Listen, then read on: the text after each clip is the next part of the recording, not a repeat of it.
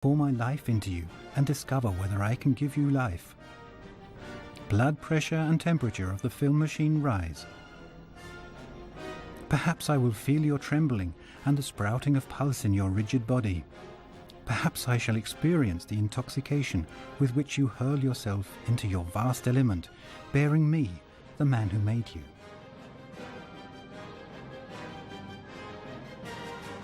But Freda also knows, Freda in the novel, nothing in this world is more vengeful than the jealousy of a machine that feels neglected.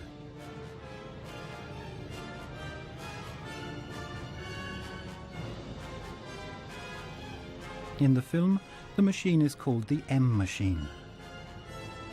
M as in mother,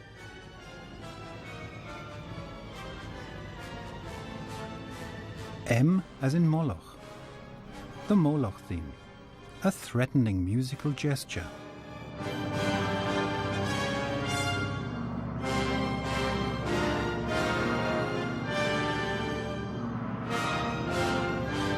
The film of the future is also a film of antiquity, a biblical film. Moloch, the god of the Ammonites, to whom the Israelites also sacrificed children, to the chagrin of Moses and his God. The film is littered with associations to the Old and New Testaments.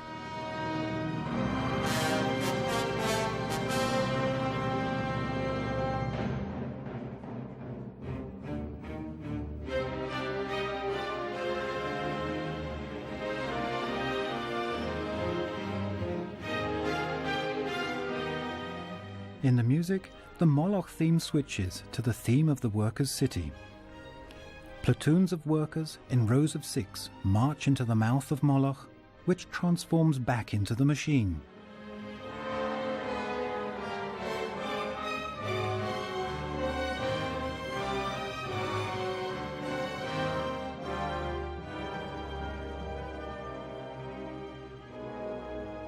A machine which produces nothing, which requires the tribute of the dead and injured, like the bloody battles of the war, which occurred only 10 years before the film was made.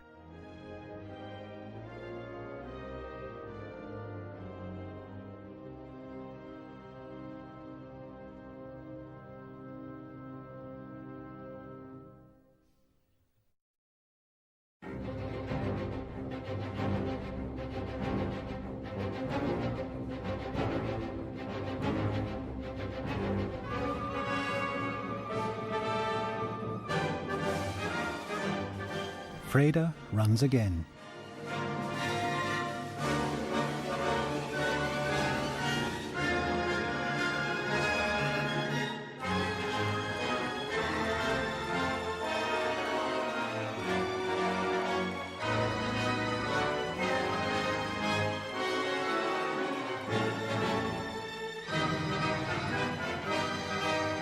Towering structures, it says in the novel, packed together in blocks, tower up either side of the streets, more like mountain ranges than homes. Stone cliffs interspersed with glass and concrete buildings. Wide pavements rise above car-only streets, and long-distance trains, electrical express trains, intersect the streets. Aeroplanes hover, and in the background, the new Tower of Babel, towering above all.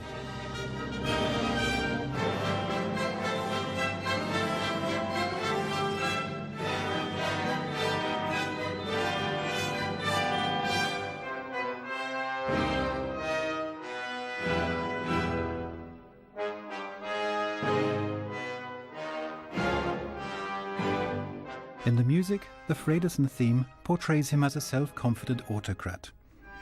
Yo Fredesen, Yo with H, Jehovah. He is both monopolist and dictator.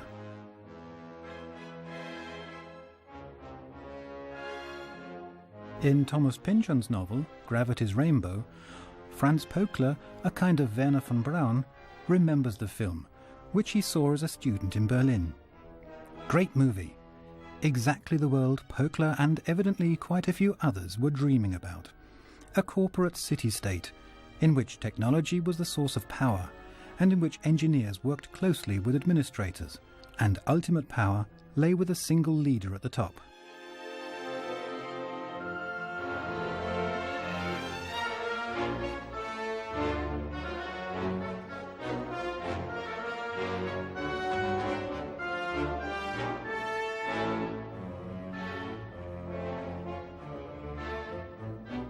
No sooner had Freda entered this room, according to Thea's novel, than he was once again a boy of 10, nothing more than the son of this father.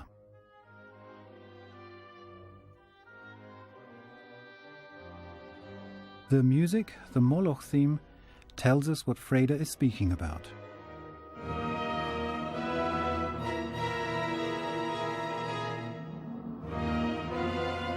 The gestures of the son, unlike those of the father, display trust, seek contact.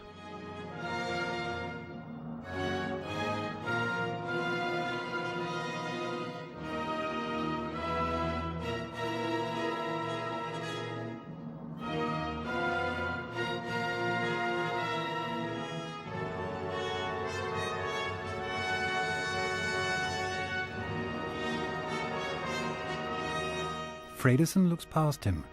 His gaze rests on his secretary.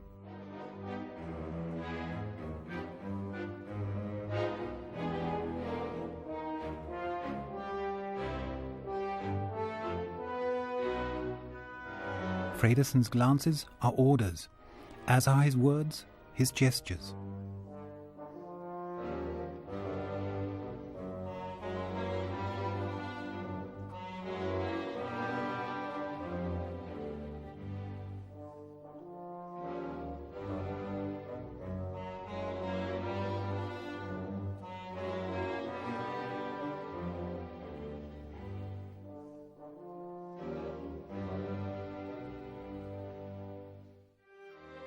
Camera movements are rare in Metropolis and are always significant. Here the camera is guided by the movements of the actors. The pace of the discussion moves the camera, stops it, moves it on. First it progresses,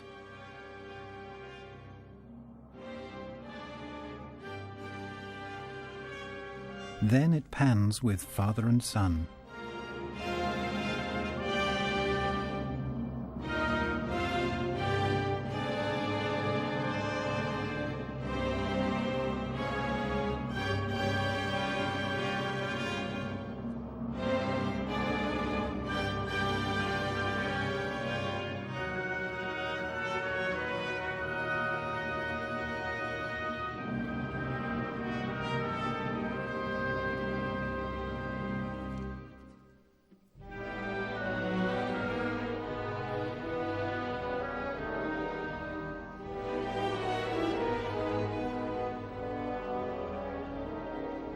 It is in the children, not the adults, that Freda recognizes his siblings. Himself as the infant prodigy of the Virgin, the motherly, a kind of infant Jesus.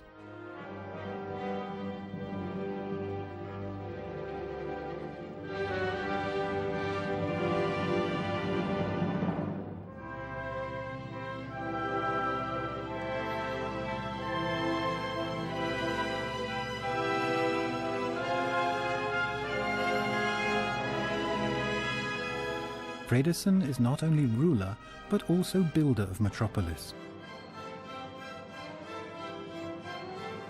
His city, an architectural dream, a dazzling futuristic city, constructivist towering structures as the urban crown of the new Tower of Babel.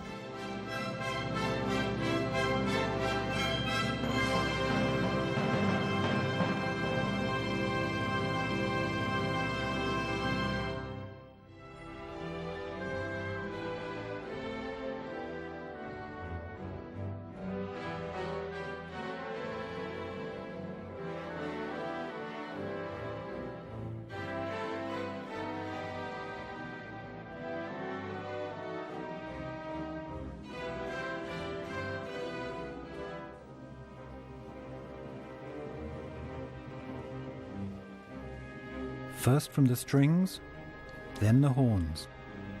Allegro alla marcia, the theme of the uprising begins.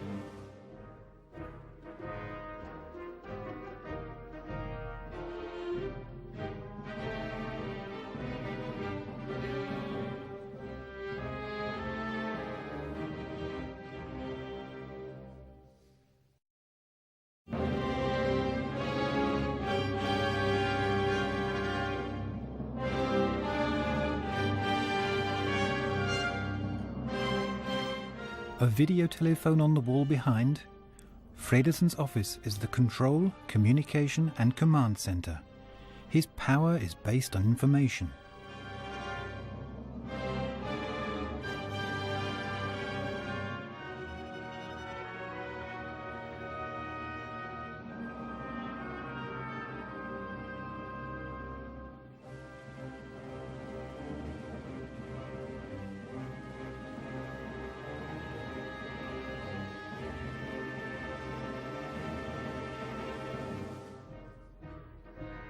Above Fredersen, on the wall, the lower edge of the 10-hour clock is now visible.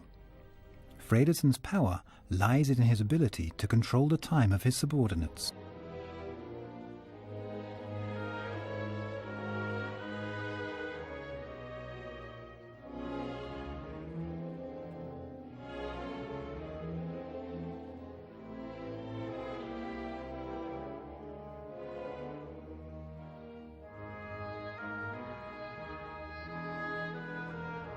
The worker, the capitalist, the clerk, the model of modern class society.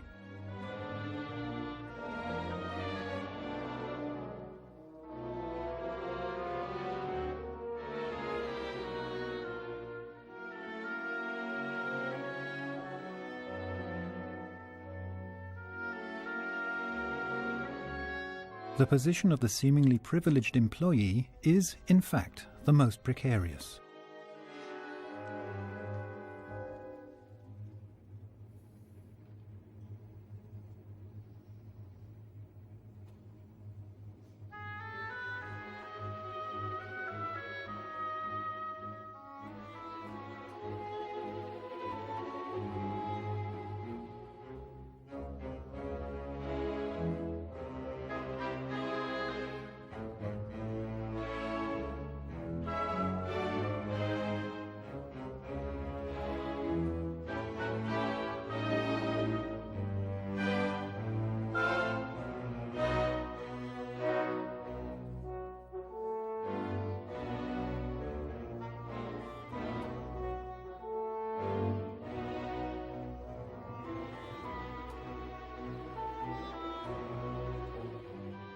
Again, a door closes behind somebody.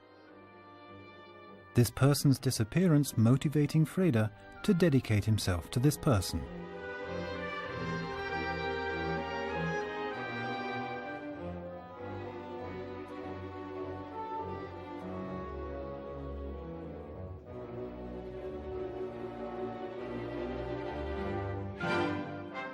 That people are consumed by the machines, explains the father to the son in the novel, does not prove that the machines are greedy, but rather portrays the defective material of the people themselves, in industry as well as in war.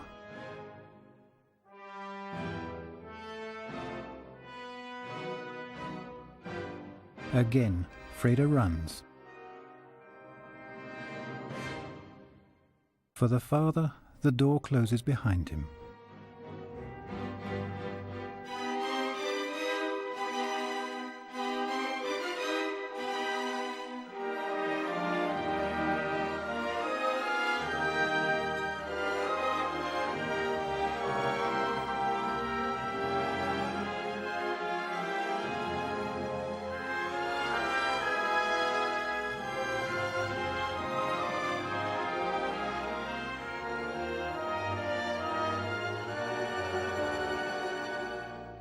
Two rooms, two scenes, screened in parallel, interrelated, contrasting.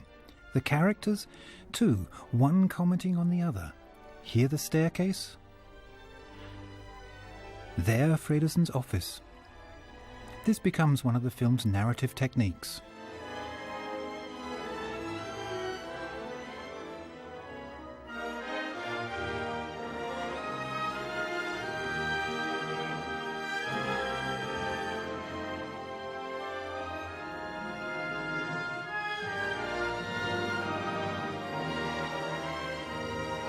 Freda has followed Josaphat. Fredersen, on the other hand, summons the Slim One.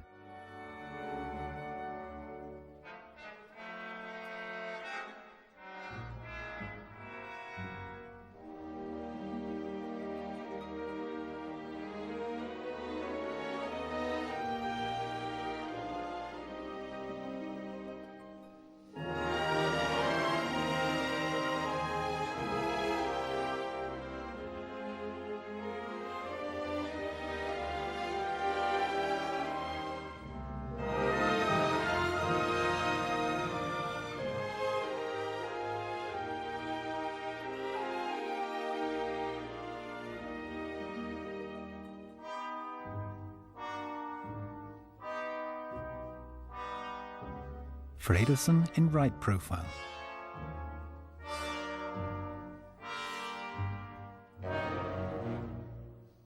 The slim one in left profile. Take note of just how differently Lang stages dialogue.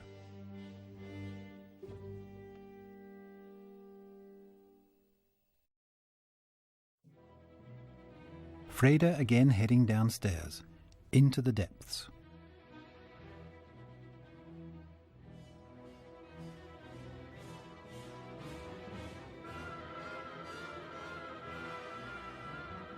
And again in an act of viewing.